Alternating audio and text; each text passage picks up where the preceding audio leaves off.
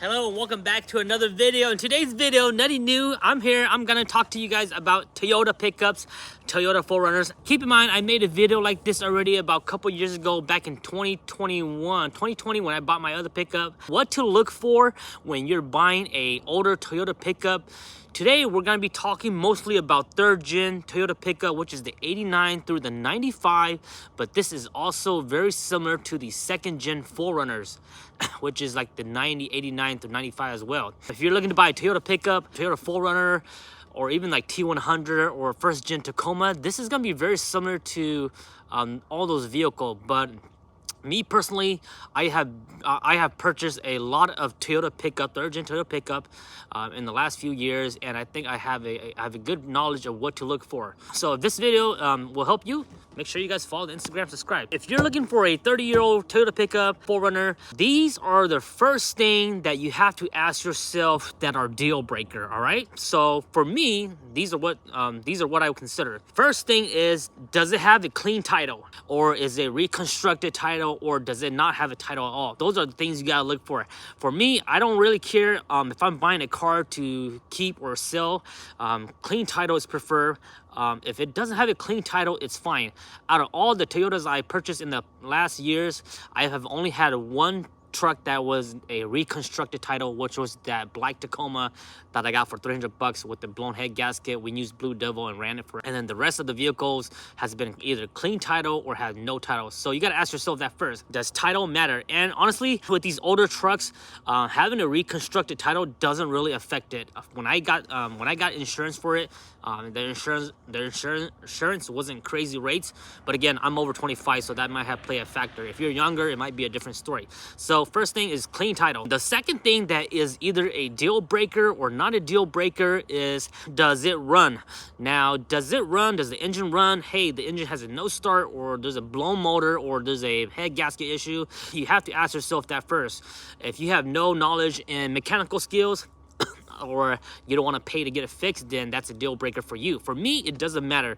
If the truck has a nice body, clean title, but it has a bad motor, for me, it's worth fixing it or finding a motor for it. So ask yourself that first. The third thing that is the deal breaker is the frame rusted out or not? Now, this is the foundation for any vehicle. If these trucks, they are known for having bad frames, but again, there are some 30-year-old trucks that have great frames. So if the frame is completely rusted out, for me, it's not worth fixing it anymore, or it's not even worth doing like a frame swap. Now, the last truck that I got was a single cab. Frame was completely rusted, body was still in decent shape, but it wasn't worth fixing it up no more because it was just so bad. Rusted frame, needed a new motor. It wasn't worth fixing, so that's why I went ahead and parted out. So these are the three deal breakers. Ask yourself, the title status, does that matter to you? Does the vehicle run or not? Are you willing to fix it? And does the truck have a rusted frame? Now, rusted body panel is also something that, or rusted bodies in general, is something that you want to consider too. For me, it don't matter too much. The body doesn't matter too much if the frame is clean and if it runs good and if it has a clean title. My last other truck was the rusty red that I bought with the 4Runner at the same deal. That one has a rusty body. It wasn't so pretty, but it ran great. It had a clean title, and it just runs well. It was good. So ask yourself those three things first, and then we can move on to what you should look for. So once you find those out, and let's say you go and look at a Toyota pickup, let's go ahead and switch the camera around. I'll show you what I look for first from ground up to the top. Okie dokie, we have my 1990 Toyota pickup X Cab 3.0 V6 with the clean title. Now, when the seller sent me these photos, it was taken at nighttime, so I didn't really get a good glimpse of it. It was worth looking at. We're gonna pretend that, let me do a quick walk around real quick so you guys can see their overall look. So this one checked out good. It had a clean title, it was running, and it was a rust-free frame.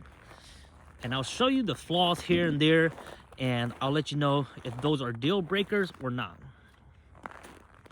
So quick look around. And this truck is exactly how it is still. It is still when I got it, except for when I got it, it didn't have a key right here. It didn't have the key lock, so the door is just flapping open. And then the other thing was the headlights. I just got done putting those LED headlights, but other than that, it's been very similar. I haven't done much to it, and I'll talk about things that I've done. So the first thing I do when I go and check out the truck, I ask the simple question: does it run? Does it have a clean title? And how's the frame? If those check out good, then we move on to the next thing. So the first thing I'll do is I'll crawl under. I always start from the bottom. I always crawl under, and obviously you check the frame and all. So I'll go around the body, check the frame, make sure it's not rusted out. Once that's good, I always check the CV axle. Make sure these boots are not ripped.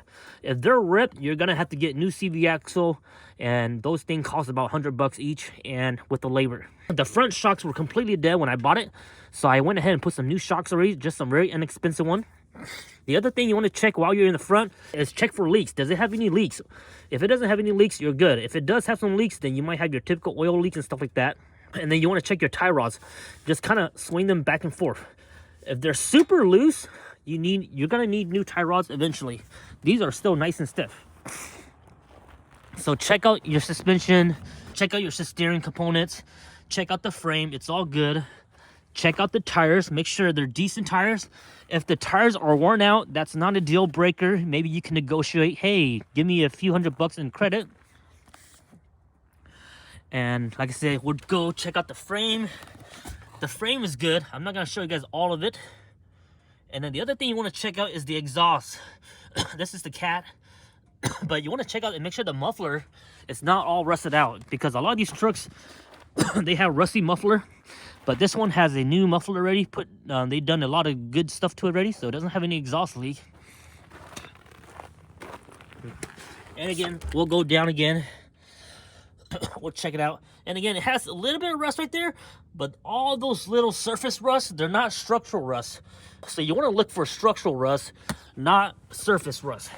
Two big things. So that's what I do when I look under. Check the rust, I check the frame, I check the suspension system, check the transmission, make sure there's nothing leaking. Suspension, T-case, it's not leaking. There's no oil, nothing like that. So all the typical stuff. So everything down here is good. And like I said, the tires as well. Check the wheels. And again, those things are not deal breaker. So once the gritty stuff is down, all the stuff below here is down. Next thing we'll look at is we'll do a quick glimpse of the body panel. You see a little bit of rust here. And again, you have to ask yourself, what are you buying this truck for? Are you trying to buy a nice truck so you can take it to car show and be completely spotless clean and maybe win you an award? Or are you just trying to get a truck that will do truck things, from point A to point B? Or are you gonna buy a truck and the body doesn't matter? You're gonna make it an off-road rig. For me, I bought this truck because it runs good and I just need a truck to do truck things, haul stuff around. So you gotta ask yourself that. So the rust, typical hit on the balance, but the main bumper is still really nice. The grill is missing the letter A, and this is not the original one because the original one has a V6 for V6 engine. The hood is still good. And the other thing is that this truck has been repainted, but we're not gonna talk about that because that's something else. But obviously you wanna check the paint if that matters to you. To me, it don't matter. Make sure all your lights are working. So turn on the vehicle, check your lights. And again, those aren't deal breaker. If something's wrong, it's easy to fix.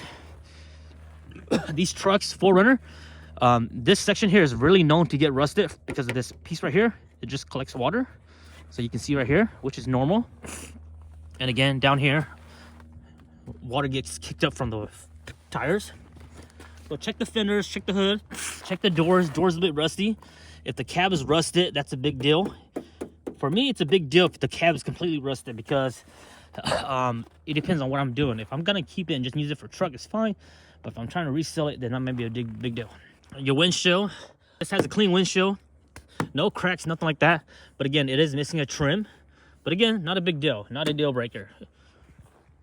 So we'll go around here. Everything's good. The bed's good. This is common. And again, you can see this. These are the pieces that hold that little trim, the chrome trim. They have the remove ready. This window's good. Check the tail lights. You can see it's been crushing a little bit before. But again, not a big deal. like I said, you always got to ask yourself, what are you buying it for? You can tell this bumper is slightly bent. Not sure what the cause is, but hey, it's still there. Still works good. Looks like it's been backed up too. So things like that. And then you want to check the this right here, if it opens. If it doesn't open or if it's jammed up, there's something wrong with the mechanism, the locking and opening mechanism. And this panel here, if you open this panel, you can access it. So this let's say, I think this bed is a different bed, not the original bed, because it looked like this bed used to be red. So I don't know why. So those are the things you want to look for when you're looking at the body panels.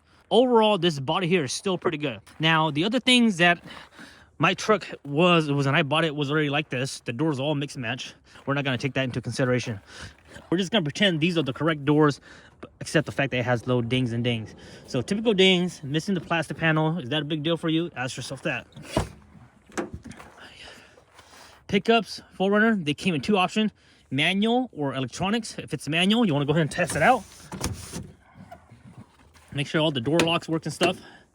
So these door panels are very known to get all messed up. These door panels, if you have people that don't take care of it, it'll get scratches, it'll get cut. And a lot of people are always looking for clean door panels to put onto their trucks. So you want to look for the door panel, make sure that's all nice and clean. This truck, they went ahead and removed the carpet. I don't know why they did that. Maybe because they were painting it, but you can see the original color is white. So if the carpet is still there, obviously you want to make sure your carpet is decent. If it's dirty, it's not a big deal. You can always shampoo it, get it personally detailed and clean, and it'll be good. Make sure it's not rusted right here. This piece is always missing. Don't worry about that. You can always just replace it. Your typical seats are right there. Make sure it works. Make sure the seatbelt works. It's nice when the seatbelt retracts back. And then overall, you just want to look at it. Just make sure it looks good. You can see right there that door is missing the latch. But then it's all good. Not a deal breaker. Make sure this latch is still here for the doors. So your cab windows. And I love the X cab. I'm a big fan of the X cab. I'm not really a big fan of the single cab because I like to have the extra space. So I always go for X cab. Other thing you want to look for is just the headliner. Make sure the headliner is good. Mine was kind of dirty. The only two cut is right there, which is very small, less than ½ inch.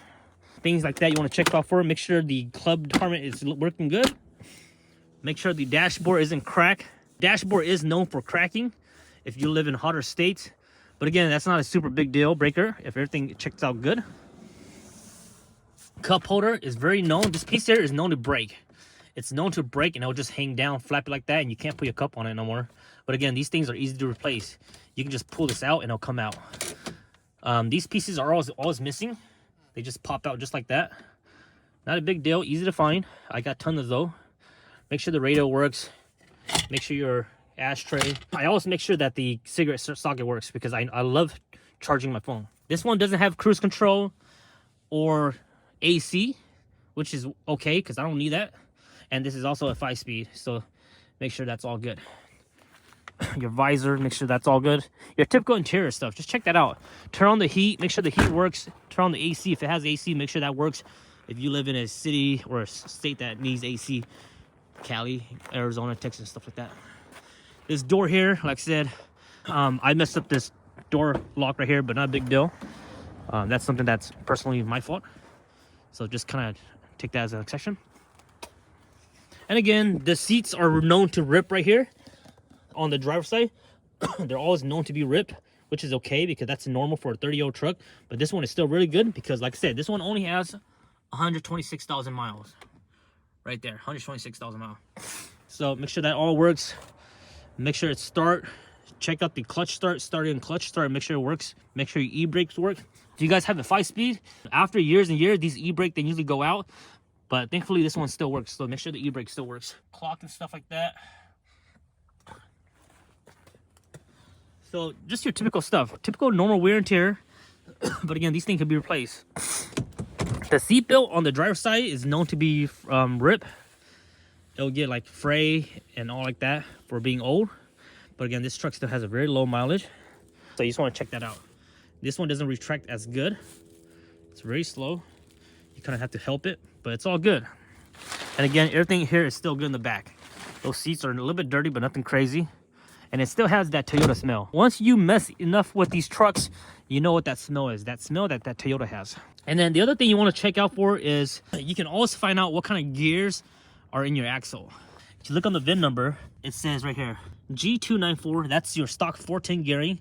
And you want to look at that number, and if you don't know the number, how to decode it, just type it into the Google Maps or Google and type in Toyota gear G294, and it'll tell you what it is. So this is 410 gears. There are some trucks that come with factory 456 and factory 488s, which are really nice. If you get the one that comes with factory 488s, that's a win.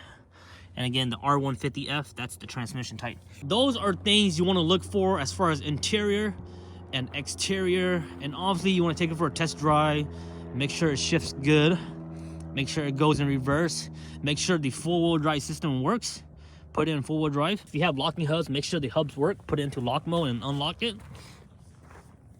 And then we'll go ahead and move on to the engine. That's the next thing that I look for.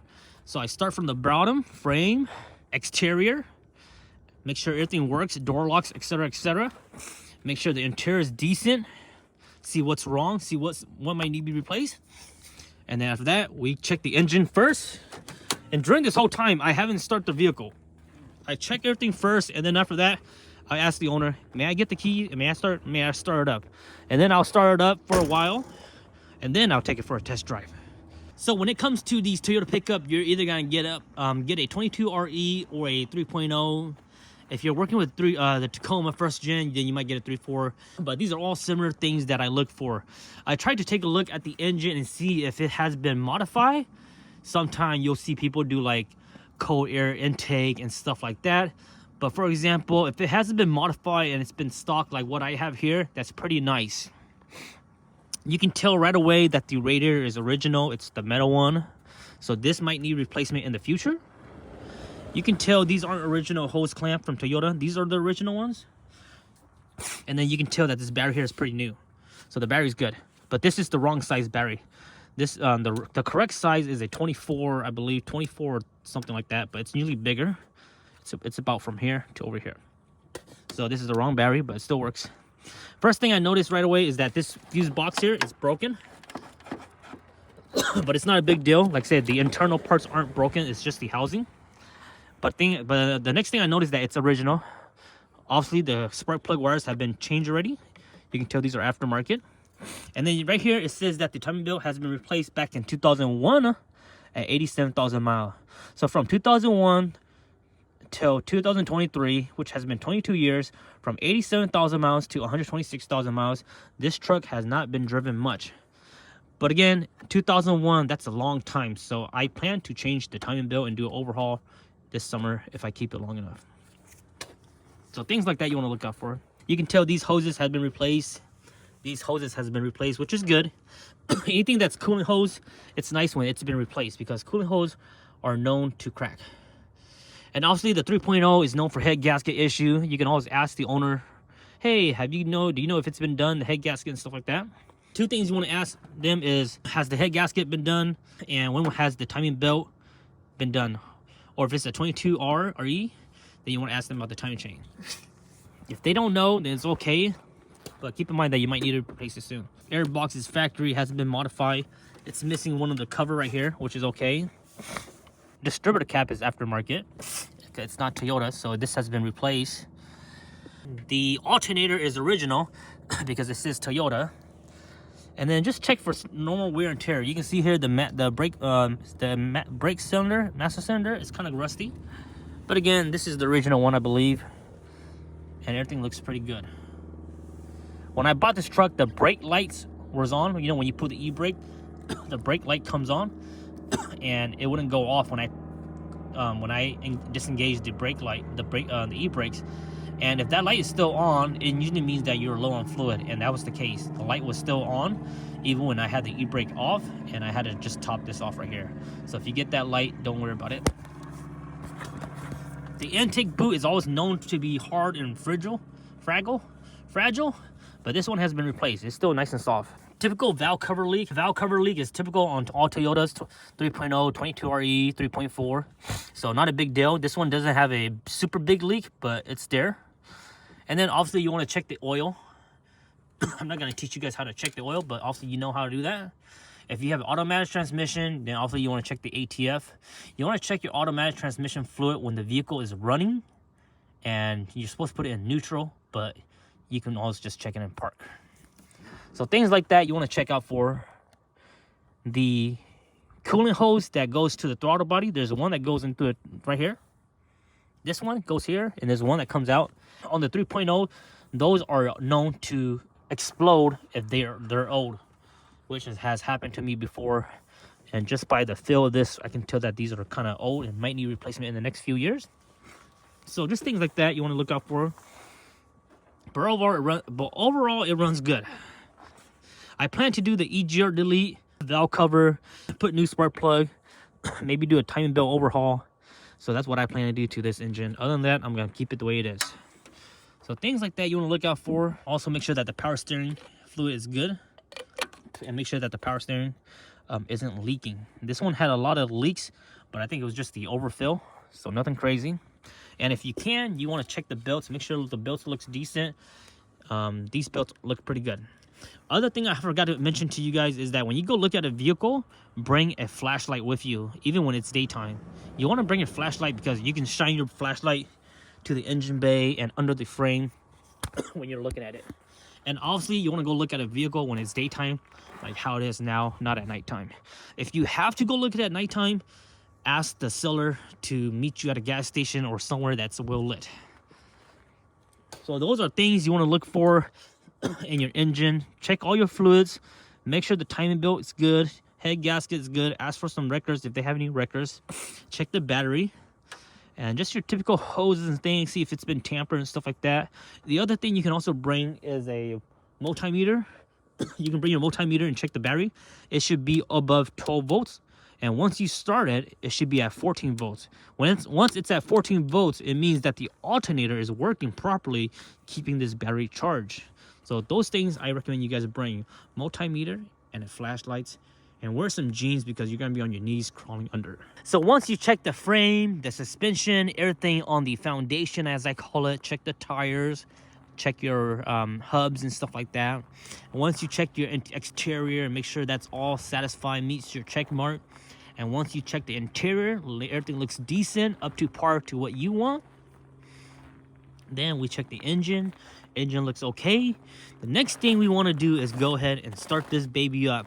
Preferably, when you go look at a vehicle, you want to start this vehicle when it's cold.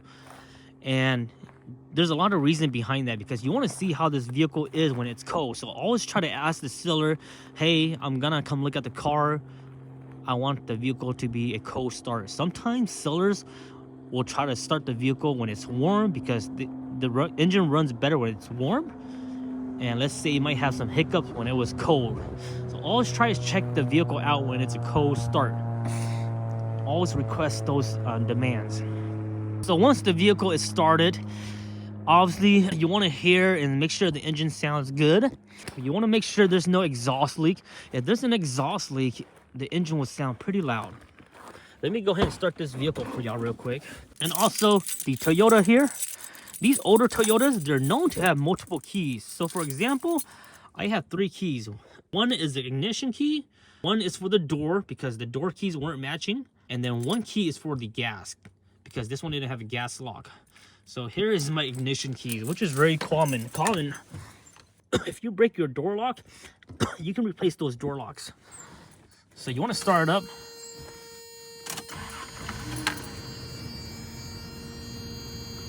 And again, the truck here is already warm up.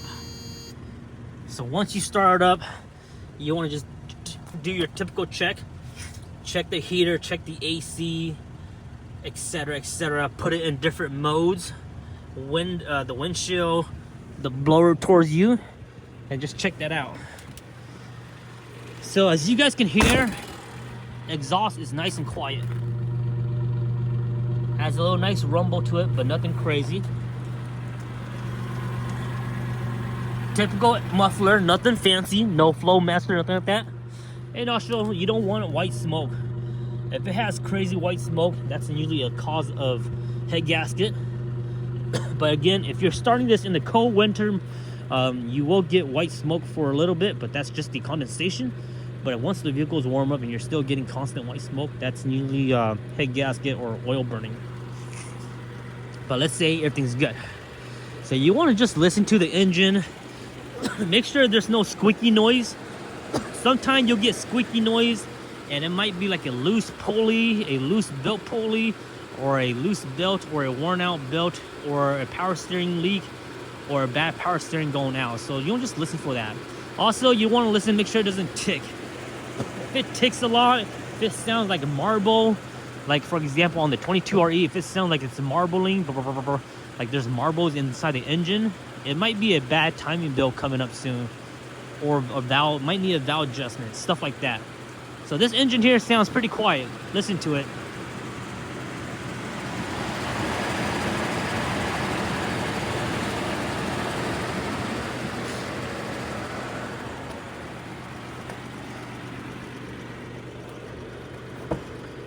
And then obviously you want to check your lights. Turn on your hazard. If you have somebody else with you, you can have them step on the brakes and you can test out your brake lights. And again, if the lights aren't working, it might just need a new bulb, which is not a big deal breaker. So typical stuff like that. Go around, make sure all your lights are working. Obviously, you can see this one's also missing a mud flat. So stuff like that, just very small stuff. And again, those things aren't big deal breaker. Unless you are paying top dollar for a vehicle, then everything should be perfect and everything should be in place. You can see these are the new LEDs that I put on. I'll put a link in the description. They work great. You do need a little harness adapter, but it works amazing. Great replacement overall. So everything works out good here, guys. So obviously you take it for a test drive. You want to make sure it runs good. It reverses. People don't check the reverse mode. Always make sure you check in reverse. Drive it in reverse for like maybe 10 feet. Put it in full wheel drive. Put it in low gear. Check all those things out. You also want to do a quick brake check. Make sure the brakes are working fine. It stops good, and make sure they're not squeaking. If you get up to speed, and let's say you get to 30 miles per hour, and once you step on the brakes, if you start getting vibration on your steering wheels, it means that the front rotors are warped and you will need a new brake job pretty soon. So things like that you want to look out for. And again, if you don't know mechanical wise, you might want to pay to get it fully inspected by a certified mechanic. So once those things checked out, it's either, hey, I'll buy it, or I'll negotiate. Let's say they have this up for $5,000. You can negotiate, hey, this is bad, this is missing, the doors are bad, and you can negotiate them to lower the price a little bit more depending on how you want to do it. Now, to be a good negotiator, you have to know your stuff. For me, I know enough, so I know what it's gonna cost to replace this and that. So you kind of just have to know your stuff to negotiate. If you don't know much, then maybe just ask them to knock a few $100s. Let's say, hey, the tires are worn out. I might need a new set of tires. Let's just say it's gonna cost $600. Can you knock out $500 or $300? Stuff like that.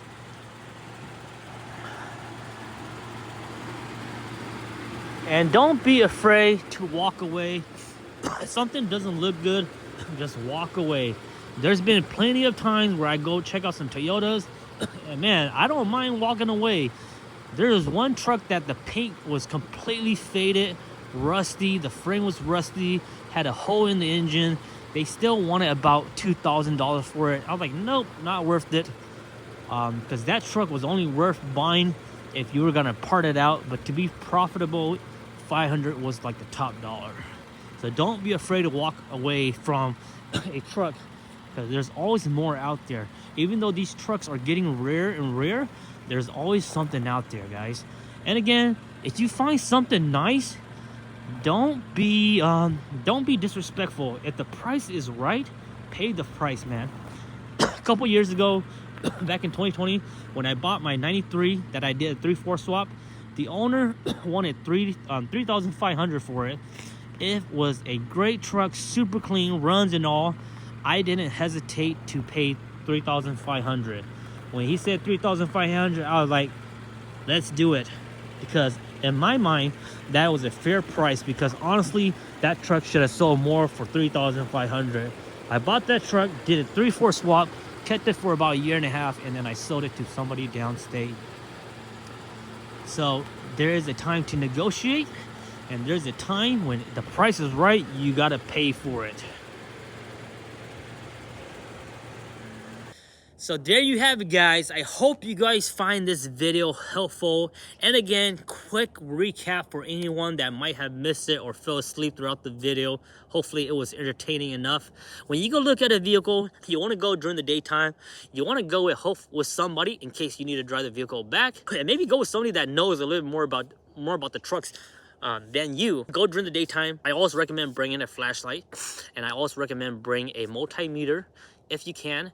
If you don't know how to use a multimeter, when you go do your test drive, stop by any auto parts store and have them check the battery, alternator, and starter. They can do that for free. Takes less than 10 minutes. And then wear some pants, because you want to get down on your knees, check it out and stuff like that. And if you even want to, you can even bring a floor creeper, just so you can get way under the vehicle and start checking it out. When we look at the vehicle, we want to look for 3 things that are deal breaker: title status, clean title, recon title, or no title. We want to ask about, does it run? Does it drive? Maybe the engine is bad, but let's say the transmission is good, or maybe the engine runs great, but the transmission is bad. Ask yourself, do you want to deal with that, or do you not want to deal with it? And then the other thing is that, is the frame good? Is the frame good? And obviously, if they post photo, you can kind of tell already if the body is rusted or not. Those 3 things are deal breaker. And for me, it depends. I will still buy it depending on what it is. It all depends. If I buy it and it doesn't meet one of those checkbox, I'll do something else with it. For example, if I bought a vehicle and it didn't have a title and it was rusty and it was it didn't run, but the body parts are still all good and the interior parts are good, I'll try to buy that for cheap as possible, and then I will try to part it out and make some money back out of it. If I buy a vehicle and let's say it has a clean title, clean body, but it doesn't have a good running engine, I'll buy it, try to get it for cheaper, and then try to find another engine and fix it up or fix the engine in general. So that's what I try to do. Now, once those three things are checked out and you know what you want to do, look at the frame, look at all the suspension components, make sure you check out the CV axle, all that fun stuff. And then we look at the body, exterior body panels, hoods, doors, make sure all that stuff is working. We start in the interior, make sure the interior is working, make sure all your stuff inside is working, heater control, etc., etc. RPM gauges, gas gauges, just make sure all that stuff is working. Once those stuff are good, then we move on to the engine bay, check the engine bay, etc., etc. Ask them the typical stuff: when was the head gasket done, or has it had any head gasket issue? And then also, when has the timing belt been replaced, or / the timing chain? Check the radiator, check all your fluids, check the batteries and stuff like that. Once all that's good, then we go ahead and start the vehicle. Listen for typical stuff, look for any leaks, if there's any oil leaks or fluid leaks, and just test out all that stuff. Test out your wipers, make sure your wipers working, test out your headlights, your low beam, your high beam, brake lights, turn signals, stuff like that. And now you have those, you can negotiate, and depending on what you want to do, you can go from there.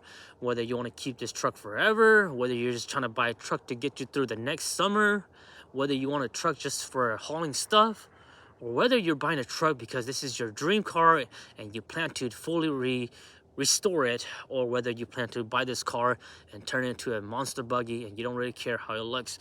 So hopefully this has helped you guys. And again, I made a video like this similar a couple years ago. You guys can also check that out too, but I feel like this video here has just been an update from my video, so I feel like I just update you guys and give you guys a refresh.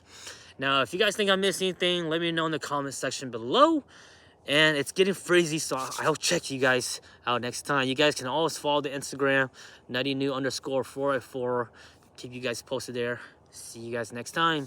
Much love and happy truck hunting. Hopefully you guys find your dream truck.